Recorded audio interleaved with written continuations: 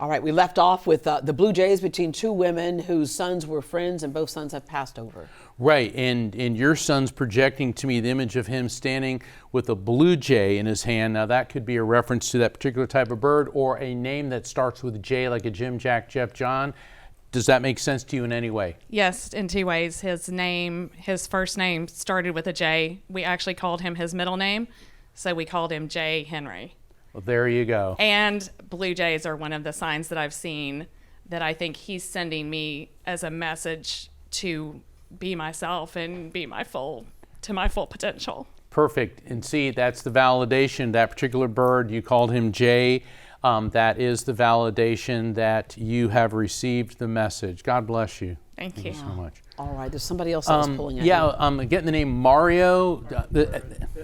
Okay. And is Mario? How does Mario make sense to you? Are you with him? Yes. Go ahead and stand up. Yeah.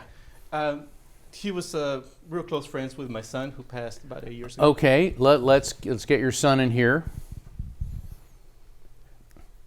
I don't mean to laugh, but your son says, "Is Mario? Is he kind of goofy a bit?" Okay. Yes. That's what he said. All right. I mean. He said, but he's a good guy and he's a straight shooter.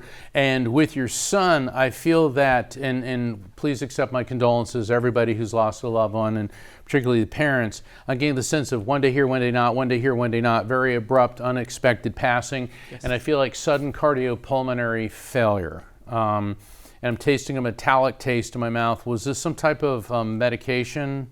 Because the metallic taste can mean a couple different things.